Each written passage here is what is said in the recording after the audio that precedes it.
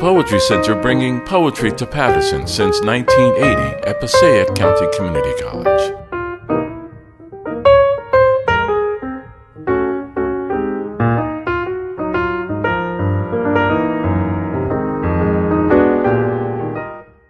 How do we develop, and some of you have done it, I know that, how do we develop readers? Because was it one of you that said, or did I read this recently? There are more poetry writers than poetry readers. And how poets who buy poetry books, how about that? Magazines, it'd be really nice if they did. And we know that Maria does, and we know that Bob does, but what are, how can that be expanded? Because that's what we need for the community. I don't think it's a great mystery.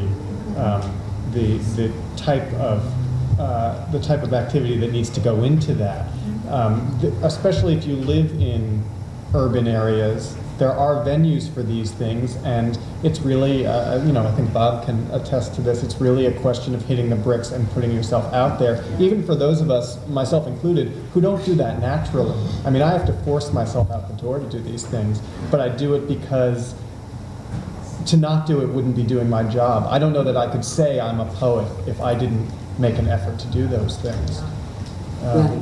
And I always think, I'm gonna end it because I really think if people want a chance to just, and also these poets have books out there. I'd like you to give them a round of applause. I hope you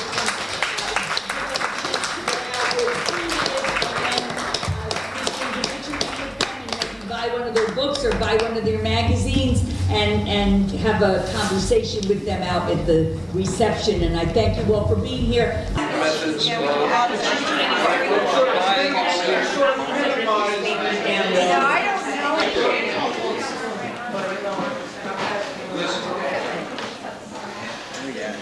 I think one is that the electronic journals and electronic media has become much more acceptable than probably it was a couple of years ago even.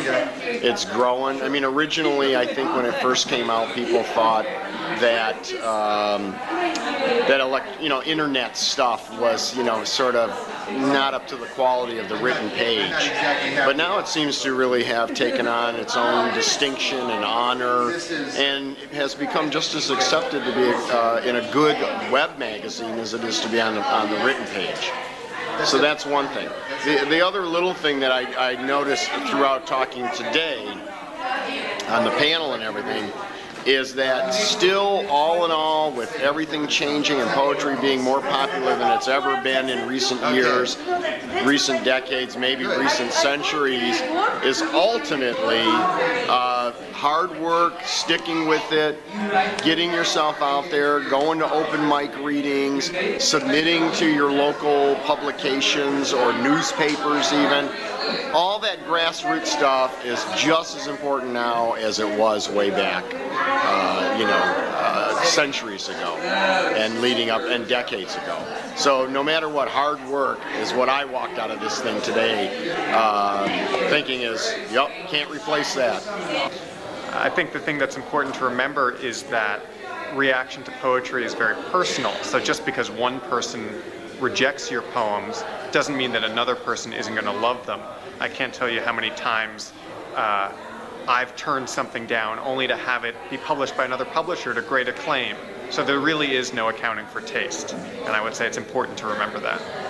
My name is Natalia Zaretsky, and I would say that I'm the oldest, youngest poet around. I started, let's say, 4 years ago. Before I used to teach physics in college, then I was a computer programmer, and now I'm writing full-time. And I started writing since 2000 and write every day and a lot of poems. But the idea how to get my book published, I started sending to the competitions. And I'm retired. It is very expensive, $20 a contest. And even you send the individual poems, it is expensive. But still I send, and I have about 70 or 100 poems published in different magazines. And I found a small press publisher who likes my books, likes my poetry, and he published my first book. I can show my first book.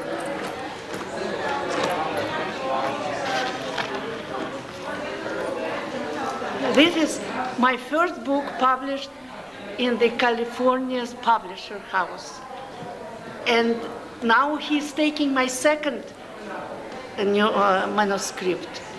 And I'm grateful very much to this center and to Maria that I started here, and she just watched me growing. And I'm so happy. I never was happy in my life as I'm happy now, because I was able to write and publish, and people like my poetry. Thank you very much. Well, I think being the first person in my family or anywhere nearly related to me to go to college makes me feel a burden of doing something for my culture and making it easier for the next generation of Acadians to get on to school and then to do something with their lives that may be outside of what our culture may feel its limits are. So I feel more of a burden as a Cajun today to do better in the community and to help others do what they need to do to advance. And I think make it, like I say, that much more ordinary for the next generation to go into college and to continue their education and to get into the arts, which aren't all that a part of our lives. The bottom line would be that there's a lot of information and that it can seem overwhelming because there's so many aspects to keep track of, and the best thing to do is to start simple. And it doesn't even mean reading, it means listening at an open mic and eventually seeing how other people are reading and getting comfortable enough, and then eventually just walking up to the mic yourself and doing it and doing it and doing it and doing it. And after you do it for a while, you start to make the next step and then the next step, you know, and eventually you'll progress to the more advanced processes, which is the researching of places to send your work and what it takes to get published. I'm Bob Holman from the Bowery Poetry Club, and here's a little word to the wise. You all are poets. Every time that you have a thought that comes out in words, you have the chance to make it into something that can live in the air. Not talking about being in the book, that's another kind of place, but way you speak, and this is why hip-hop and poetry are the same thing. Charles Fishman, Director of the Distinguished Speakers Program at SUNY Farmingdale. The thing I would say is that those people who want to write should do the following. They should read other poets. They should go to poetry readings, listen to other poets. They should join a workshop or a poetry group in their area, but most importantly, they should find a way in their busy lives, and I'm sure most of their lives are going to be very busy, like all of ours are these days. They should find a way to get quiet time in that life, maybe a few days even, where they're not doing anything else, and let them take a walk, let them go out at night and just take a long walk, or during the day, or walk by the beach. Anything that will make them quiet enough that they can hear their own thoughts, feel their own feelings again. Because the problem we have in our society right now is that we are bombarded by too much. We have too much on our plates, and we just cannot get to ourselves. We can't honor the words that are in us. We can't retrieve them. So people who are struggling to write, they first have to get to the right place. I have the same problem, and I've written God knows how many poems and published in hundreds of magazines and so forth. But I have the same problem, and that would be my biggest recommendation. Get away from the bombardment that modern life aims at us.